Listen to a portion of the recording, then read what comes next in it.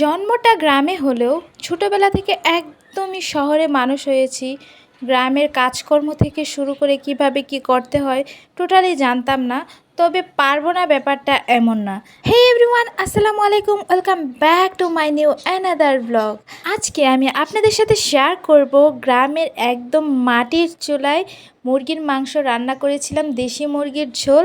আর আমি বিয়ের আগে কিছু গাছ লাগিয়েছিলাম, সেটাতে ভরপুর আমের ফলন হয়েছে। তো সব কিছু আপনাদের সাথে শেয়ার করব। আশা করছি পুরোটা ভিডিও আপনারা আমার সাথেই থাকবেন আর খুবই উপভোগ করবেন। কথা বলতে বলতে অনেকটুকু দেখে ফেলেছেন যে কীরকম আম ধরেছে। পুরো বাড়ির চারপাশ জুড়ে আম গাছ লাগানো হয়েছিল, তো ওগুলো সবগুলো গাছে আম ধরেছে। কিন্তু খুবই দুঃখের বিষয় হচ্ছে এত পরিমাণ গরমে আমগুলো পড়ে পড়ে যাচ্ছে, একদমই বৃষ্টি নেই। ভরপুর আম হয়েছিল কিন্তু সেগুলো এখন ধীরে ধীরে একটু একটু করে পড়ে যাচ্ছে। এই দিক দিয়ে দেখতে পাচ্ছেন আম গাছ। তো এখানে একটা পেয়ারা গাছও লাগিয়েছিলাম আমি, সেখানে অনেক পরিমাণ পেয়ারা ধরেছে। সেগুলো একদমই ছোট ছোট, খাওয়ার উপযোগী না, যার কারণে দেখালাম না। একদমই উপরে।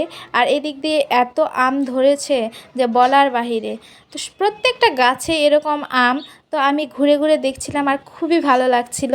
তো ভেবেছিলাম যে যতদিন গ্রামে থাকবো ততদিন এই আমগুলো সব শেষ করে যাব। তবে এটা ছিঁড়তে যাওয়ার পরে আমার একদমই খারাপ লাগে, যার কারণে আমি খুব বেশি একটা খাইনি। ওই পাশের আম গাছগুলো দেখালাম, আর এই পাশে দেখেন কত বড় বড় মরিচ গাছে কি পরিমাণ যে মরিচ হয়েছে। আর এই মরিচগুলো অনেক বেশি ঝাল। আর এদিক দিয়ে অনেক পেঁপে গাছও হয়েছে, আর পেঁপে গাছে প্রচুর পরিমাণ পেঁপে গাছ আমি খুব বেশি দেখাইনি। আর এখানে একটা নারকেলের গাছ আছে, নর্মাল যে নারকেলের গাছ, আর এটা হচ্ছে চাইনিজ পেয়ারা গাছ, আর এগুলো হচ্ছে সুপারি গাছ।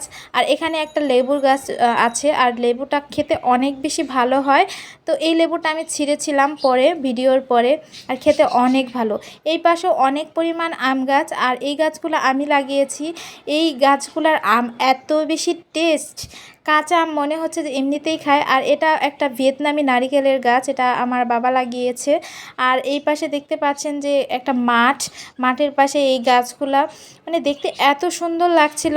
আমগুলো একদম ঝুলে ঝুলে রয়েছে, দেখতে খুবই ভালো লাগছিল, যার কারণে ছিঁড়তে আমার অনেকটা কষ্টই লেগেছে। কিছু কিছু আম আমি খেয়ে এসেছি, আর বেশিরভাগগুলো রয়ে গেছে। তো তারপর এখানে রয়েছে ডালিম গাছ, তারপরে ভিয়েতনামি নারিকেলের গাছ, লেবু গাছ, সব গাছ এখানে রয়েছে। আমি সবগুলোর নাম বললাম না। আবার এই পাশে রয়েছে সুপারির গাছ, কদবেলের গাছ। তো আমি আরেকটা গাছ আমি দেখলাম যে লাগানো হয়েছে, সেটা হচ্ছে চালতার গাছ। মানে সব রকমের গাছ, লটকন গাছ, সব গাছ এই ছোট্ট বাড়িটায় সব গাছই রয়েছে। তো দেখতে আমার কাছে এত বেশি ভালো লেগেছে। তো বেশিরভাগ আম গাছে আম ধরেছে, আর এই পাশে কয়েকটি গাছে আম ধরেনি, এটা পরে লাগানো হয়েছিল।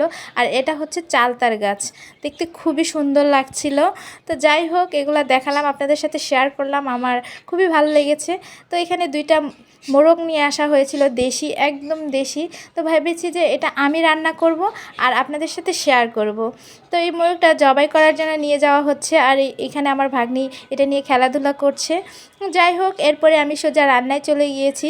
তো ভাবতাম যে মাটির চুলায় রান্না করা বেশ কষ্টসাধ্য। তো ভাবলাম যে দেখি আমি পারি কি না।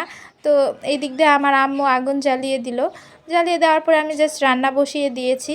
তো এখানে কোনো কিছু ঝামেলা নেই, আমার কাছে মনে হয়েছে একটু তাপমাত্রাটা বেশি, কারণ হচ্ছে অনেক বেশি গরম পড়ছে, যার কারণে এমন হয়েছে। যাই হোক, এখানে আমি যেভাবে রান্না করি মুরগির মাংসের রেসিপিটা আপনাদের সাথে এর আগেও আমি শেয়ার করেছি, যার কারণে সব কিছু বললাম না। এখানে বাটা মশলাগুলো দিয়ে বেশ কিছুক্ষণ পরে এখানে হলুদের গুঁড়া, মরিচের গুঁড়া, গরম মশলা, জিরার গুঁড়া, সব কিছু উপকরণ আর স্বাদমতো লবণ দিয়ে আমি মশলাটা খুব ভালোভাবে কষিয়ে নিচ্ছি। আপনারা কে কে আছেন যারা শহরে থেকেও গ্রামের এই পরিবেশগুলো আপনাদের কাছে অনেক ভালো লাগে? আমার কিন্তু খুবই ভালো লাগে। আর আমি এটা পুরোটা নিজেই রান্না করেছি।